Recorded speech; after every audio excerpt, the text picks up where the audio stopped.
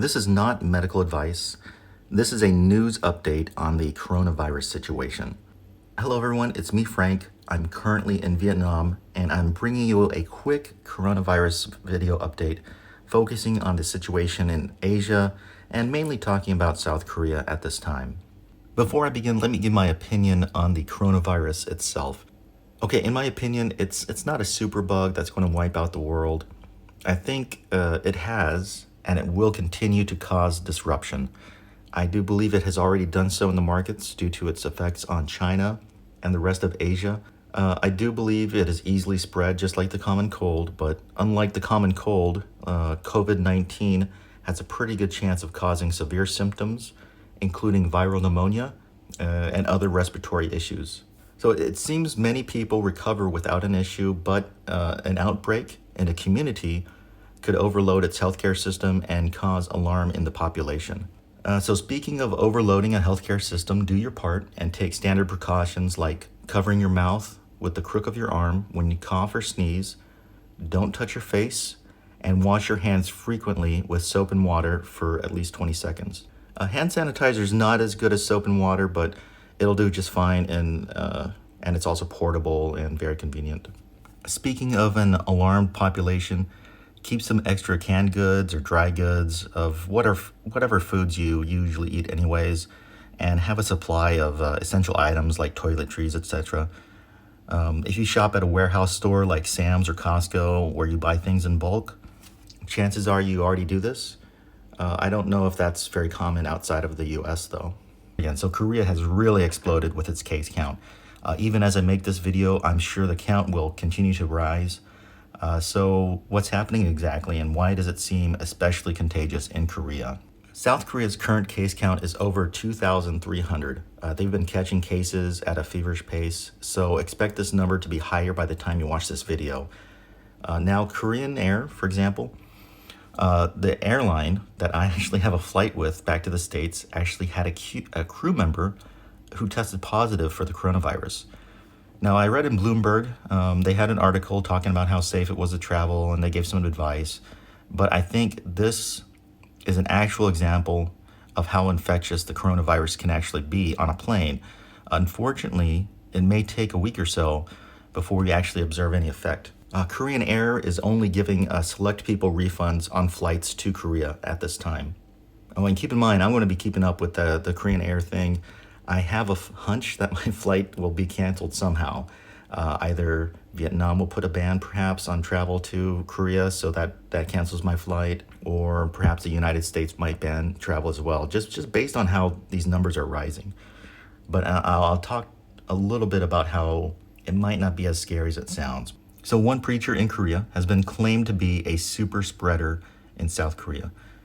Apparently, he spread it to his sect, and now they, in turn, spread it around the community.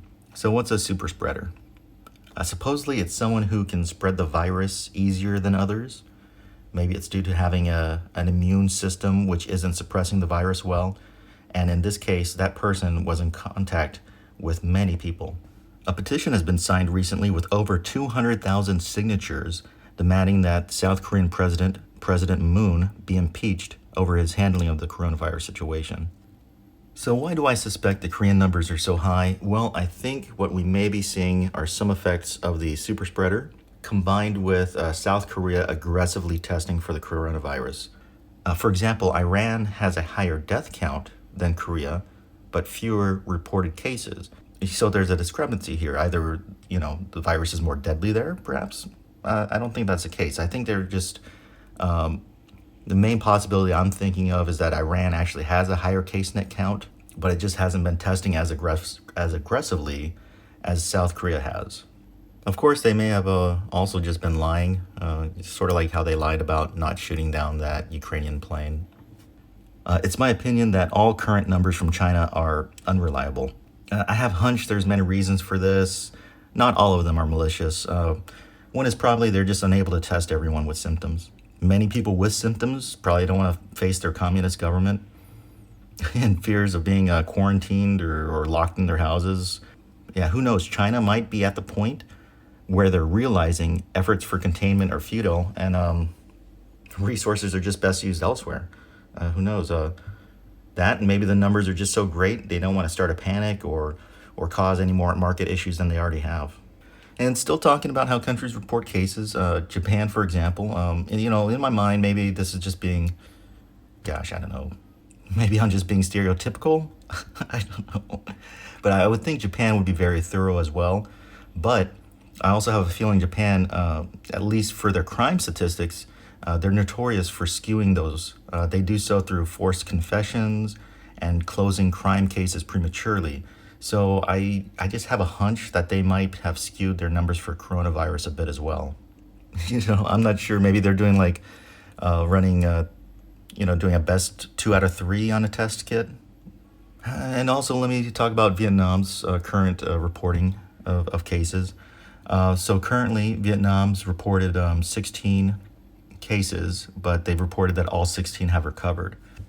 So on a side note, I was talking to some locals here in Vietnam, and many of them think that the numbers are actually higher than what's being reported. For example, there's that quarantine zone that I talked about in a previous update, San Loi, if I'm saying that right, where about 10,000 people were locked down in that province. No reported cases or no news has come out of there for the last 2 weeks. There's also over maybe 700 people who are in quarantine right now in Vietnam. So in other words, each country is going to handle and count and also treat this situation differently. The numbers in Korea may seem scary, but I'm interested in knowing how many of those cases are actually severe. At this time, I'm not giving much travel advice other than have insurance for flight cancellation and travel health insurance, that is. Bring extra hand sanitizer, disinfectant wipes, NIOSH approved N95 masks in case you're considering that you may be near sick people. Knowing how to wear an N95 mask is essential as well, but unfortunately out of the scope of this video, I'm sorry. Also be aware if your home country doesn't have the best political relationship with the country you're going to visit, then they might issue a travel ban and your plans will be disrupted.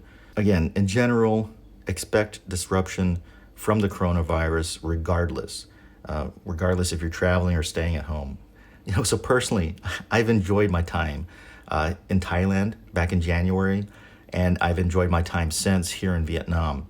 Your experience may vary. So that's all I have. Thank you for watching.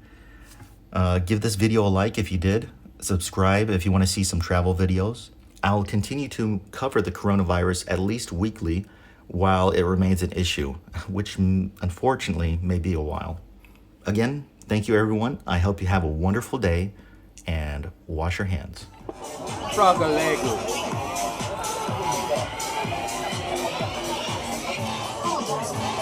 Not too bad. Actually, one of the better ones I've had. Oh, it's good.